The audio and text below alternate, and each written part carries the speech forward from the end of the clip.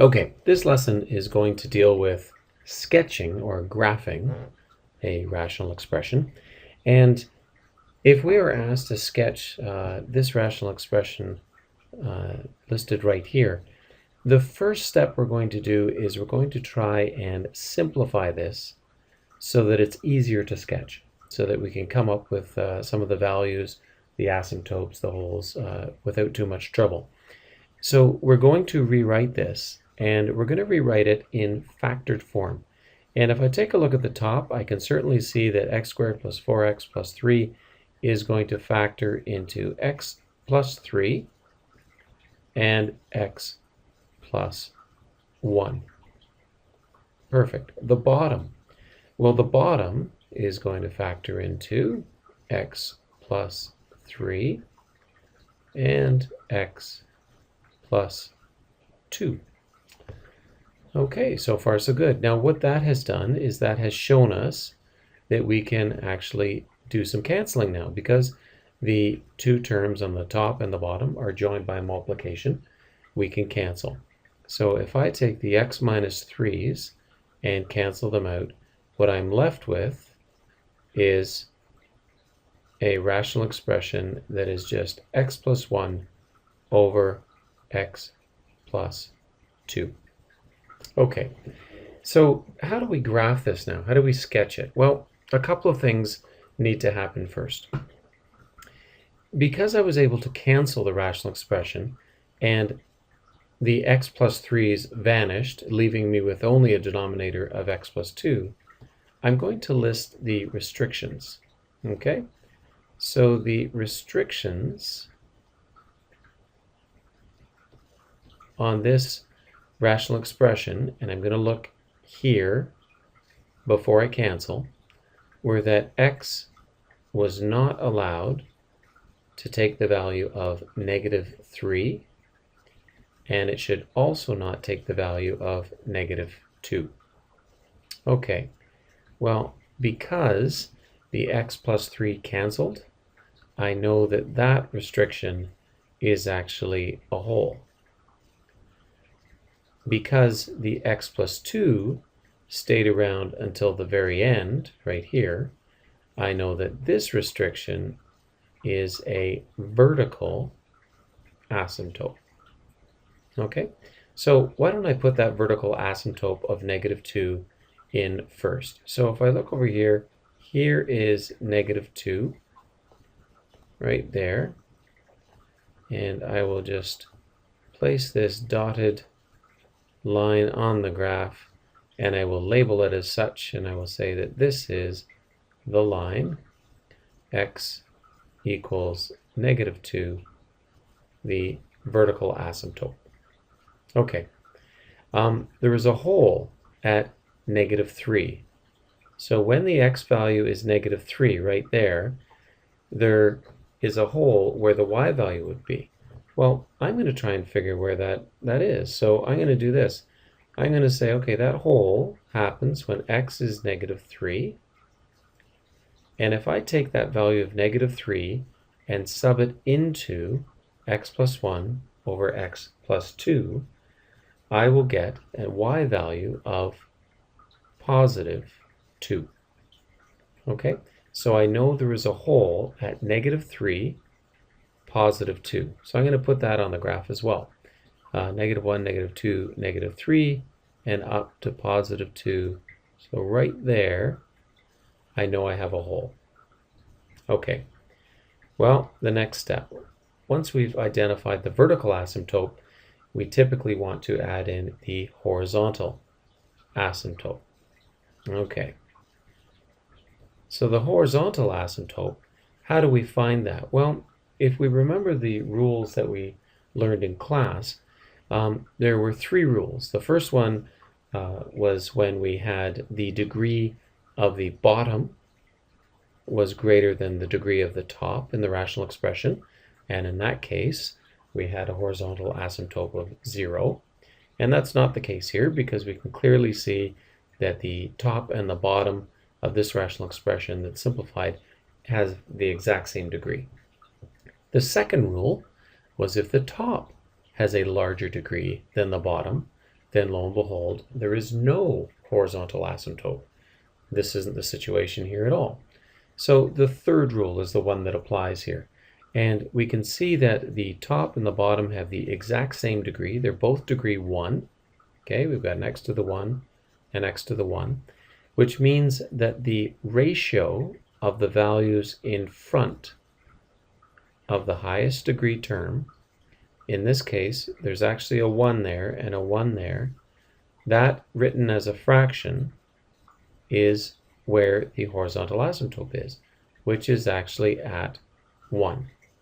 So that means horizontal on the y-axis, right there at 1, we've got a horizontal asymptote going across the graph at y equals 1. And I'm just going to label that right there. This is the horizontal asymptote, y equals 1. Okay, well, what next? Well, why don't we solve for some intercepts? So to solve for the x-intercept, how do we do that? Well, to solve for the x-intercept, all we're going to do is we're going to sub in y equals 0. If I want to know when it crosses the x-axis, I sub y equals 0 into which equation? Well, into this simplified equation here. Remember, this is y equals this. Okay, so if I sub a 0 in there, I get 0 equals x plus 1 over x plus 2. Alrighty. Well, what would make that true? Well, because this is a fraction, we're only interested in the numerator here, right? Because 0 over 5 is 0. 0 over 100 is 0. So we're only interested in when the top, the numerator, is actually 0. So what value of x would actually make that top, that numerator, equal to 0? And it would be negative 1. So that means that the x-intercept is going to have a value of when x is negative 1, the y value is actually 0. X is negative 1, y is 0. I'm going to put that on the graph. So when x is negative 1, y is 0, right there is the x-intercept. All right, well, let's go searching for one more thing. Let's go and find the y-intercept. All right, we'll do that in blue.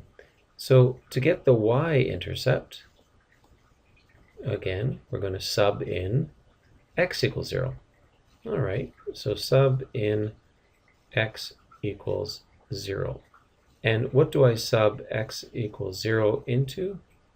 So there's 0, comma, well, into, again, this equation, this x plus 1 over x plus 2. If I sub 0 in for the x's, I'm left with 1/2.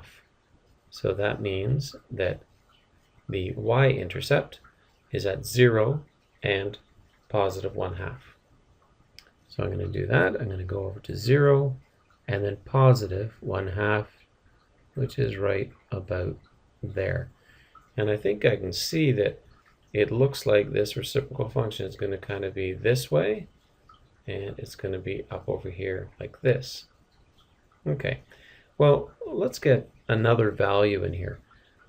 So our last little task we can do is we can actually make a little table of values here, and we can choose some values of x and then find out what the value of y is. So if I look here, I know the value for negative 1, there's the x-intercept. I know the value for 0, there's the y-intercept. How about right around here? So I'm going to choose when x is negative 4, I want to know what the value of y is. So if I take negative 4 and I sub negative 4 into x plus 1 over x plus 2, I get an answer of 3 over 2. And it's positive 3 over 2. That means that when x is negative 4, the y value is 1.5. And 1.5 would put it right there, right in between the 1 and 2. All right, well, given that, I think I have enough information to give a sketch. So I'm going to go ahead and I'm going to realize that this is going to come up from this asymptote, pass through the x-intercept, the y-intercept, and then head off. Oops. We'll try that again. It's going to come up from the bottom, pass through there, and then it will head this way, and it will not cross that horizontal asymptote. Arrows indicate that it keeps going on forever. On the other side, it's going to come down from the top here. It's going to pass through this hole, and notice that I don't put the line through the hole. It does go through this point right here, and then it continues on in this direction, approaching this asymptote, but never actually touching it. Okay, so there is the sketch of the function, and the simplified function is x plus 1 over x plus 2, but this function, the simplified one, doesn't have a hole. So I'm going to write this is the function f at x equals, and it's x squared plus 4x plus 3, all of that over x squared plus 5x and plus 6. So there's how you get all of the different pieces of information you require to sketch a quadratic.